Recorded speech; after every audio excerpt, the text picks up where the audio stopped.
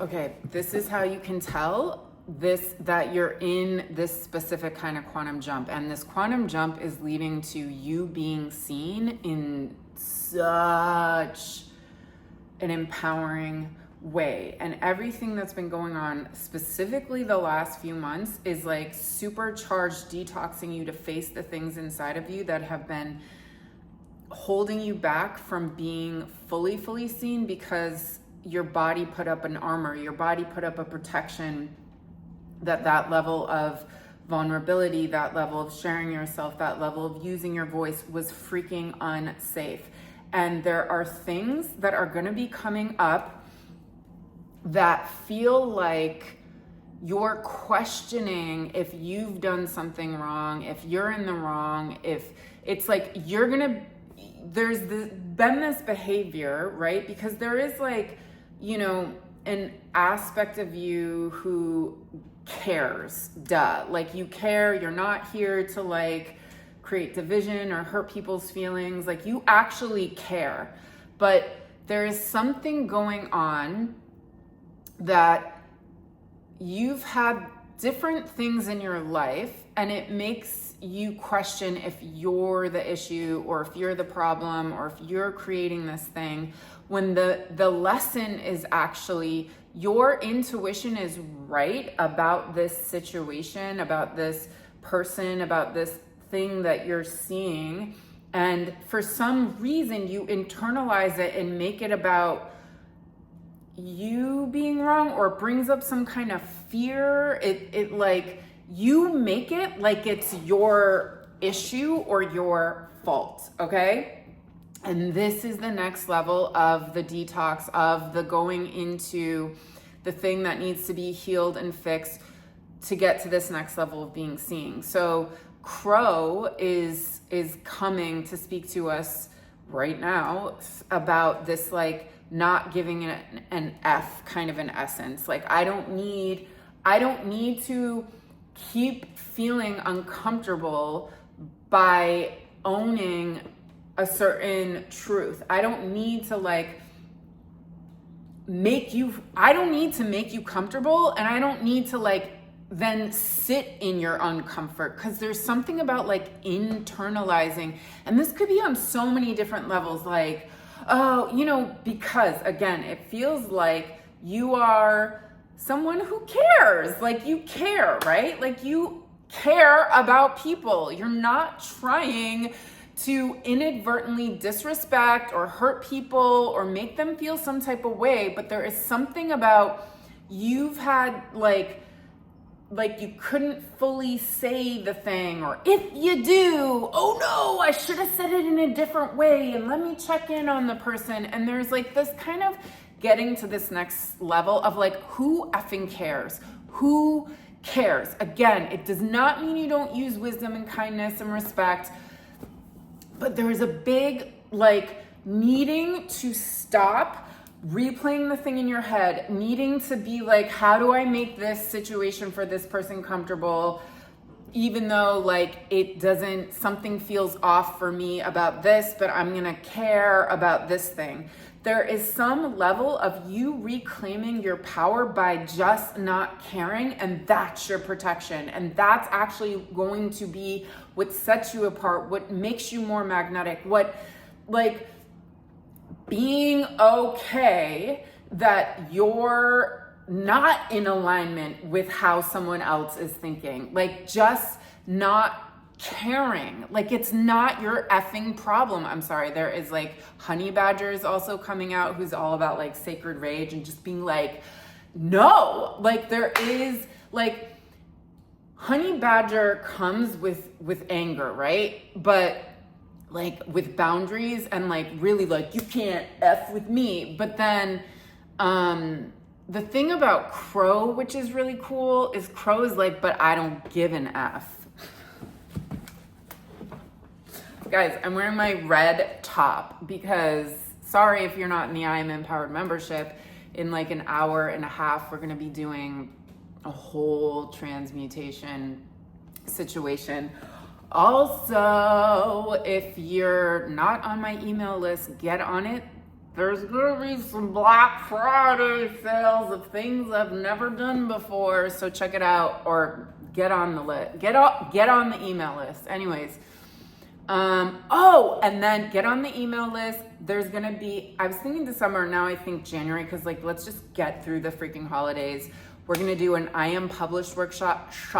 So if you're interested in like how to get classically published, you got like, how do you write a book proposal? How do you get a literary agent? How do you get published? All of that. And then you get all the information, the logistics, the statistics, the facts, the data, the spreadsheets, the places you're gonna wanna research. You're getting the facts, right? But then it shifts into the end of it is then how do I become the energetic alignment of the version of myself who's a New York Times bestseller or who's like sold internationally or who gets the book deal. So it's gonna be super cool. November, I think the week before Thanksgiving, I'm sorry, we'll get back to the information, but just to share, because I think a lot of you would be able to like connect to these different things I'm sharing. I am here to be seen workshop, all about how to shift because this is what we're going into. 2026 is the year of being seen, and everything specifically the last couple months is about what you need to face within yourself, about a new level of vulnerability and it's the micro and macro, like being seen in your relationships in a new way and being seen by the world in a new way and allowing yourself to be freaking seen. And, you know, really understanding that right now the triggers that are coming are the ones that we're learning lessons from, we're learning wisdom from, to get to this next level of ourselves. And like, I don't know, man, there's been a lot of self-blame for things that were never your fault. There's been, and coming from someone like, I get this in an interesting way because, you know, I was molested as a kid. And what I realized later, you know, this is funny, like for a long time, like when I started dealing with my trauma, I never related to shame. I was like, why would I be ashamed? Why would I feel shame? Because I didn't do anything wrong. Like some sick pervert is like getting off on a little kid. Like that doesn't make me feel shameful. And